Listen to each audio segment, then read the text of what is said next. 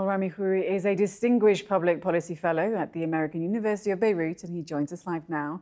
Good to have you on the program, Rami. So, Donald Trump, we know he's never shy, a man who's never shy, especially at lauding his own achievements. But here today, whether it was at the Knesset or in Sharm el-Sheikh, for you, did it all have merit? Because his and America's role seems to have been very key to get this peace deal over the line. Well, this was a really extraordinary 2 days that we've experienced. The events in Palestine and Israel, the events in Sharm el-Sheikh are potentially really historic.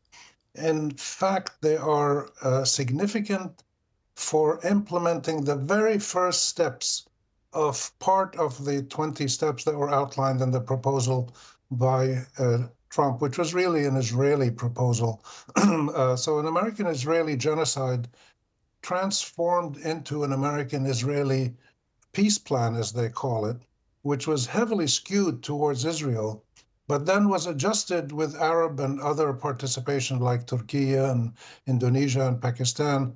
And the significance, I believe, of what's going on, including everything at Sharm el-Sheikh today, was that we no longer have the United States and the Israelis as the primary drivers of what actually happens on the diplomatic front and on the changes on the ground. This is extremely significant. Not since the Madrid conference, which was back in the early 90s, have we had a truly international envelope that creates a peace process or a negotiating process, let's call it, that aims for ultimate equal rights.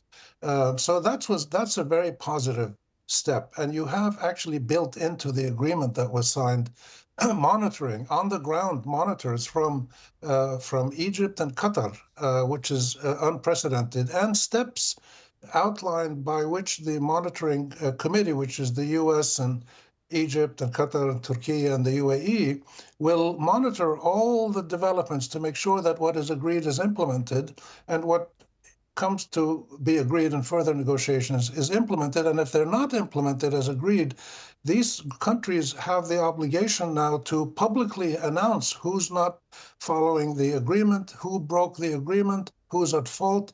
This is all unprecedented in Arab-Israeli, Palestine-Israel negotiations. Historically, it was the U.S. and Israel who defined everything. So we are on the verge of potentially important changes on the ground. But I say on the verge because the only changes we've had so far were the first steps of the ceasefire, the initial Israeli withdrawal. They've got out of about a third of Gaza. They're still in Gaza. They control a lot of the borders and everything. And the humanitarian aid is flowing again, and the prisoner and hostages were exchanged. So those are all significant, meaningful steps for both sides. So let's hope that this international mechanism, with some very serious countries, will actually bring us better days ahead for everybody. Well, let me pick up on what you were talking about there, about all of this being unprecedented, that the politics of power, at least for the Middle East, seem to be shifting. The sands seem to be shifting. One thing that was quite stark, you didn't really see a role or a voice or a prominent role in Sharm el-Sheikh, especially today, of Europe or of the UK. And in fact, you were mentioning there the Pakistani Prime Minister and the role that countries like Pakistan, you know, South Asian countries or the Middle East, these countries that Donald Trump is now looking to can play. The Pakistani Prime Minister was even given the floor by Donald Trump. That was hugely significant. Right. This is just a little symbol of what's going on, is that I think the world was scared. The whole world was frightened by what it's seen in the last few years, which was the expansion of the Israel-Palestine conflict into military clashes between Israel and 6 different countries around the region, an attack on Qatar, and an attack on Iran, American-Israeli attack on Iran. These trends were frightening, and coupled with the inability of Israel and the U.S., with all their massive power, which Trump likes to boast about, he did it again today, and all these incredible airplanes, they couldn't stop the resistance of Iran. They couldn't destroy Iran's capabilities, and they couldn't destroy even Hamas. After 2 years of a genocide, they couldn't stop Hamas's resistance. And the popular sentiments around the region, which at least emotionally support resistance against Israel's genocide, this scared the daylights out of, I think, everybody, including the United States.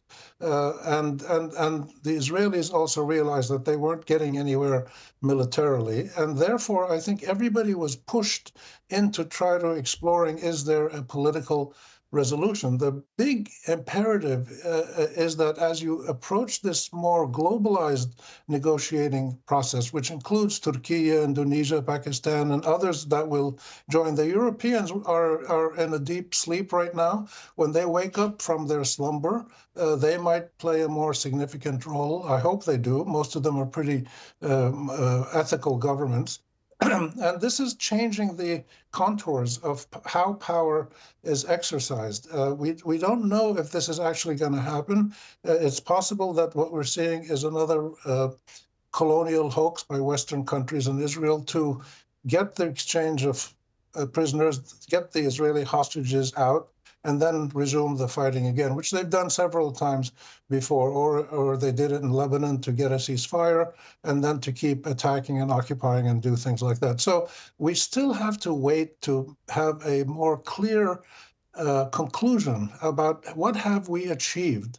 It's not clear what has been fully achieved. What's clear is what kind of a process has been initiated. Trump made two important speeches today, one in the Israeli Knesset and one at Sharm el-Sheikh. Half of them were delusional, half of them were aspirational, parts of them were mythological, they weren't true, but parts of them were also a clear expression of a new attitude that comes and goes in his policies, which is the desire to resolve conflicts. What the motives are remains to be seen, but it's partly the desire to have a more peaceful region where the U.S. can be economically dominant. Indeed. Rami, we could talk to you for literally hours, but unfortunately we are going to have to leave it there. I mean, it's fascinating to hear you talk about the contours of power changing. Rami Khouri, thank you so much for joining us on the programme.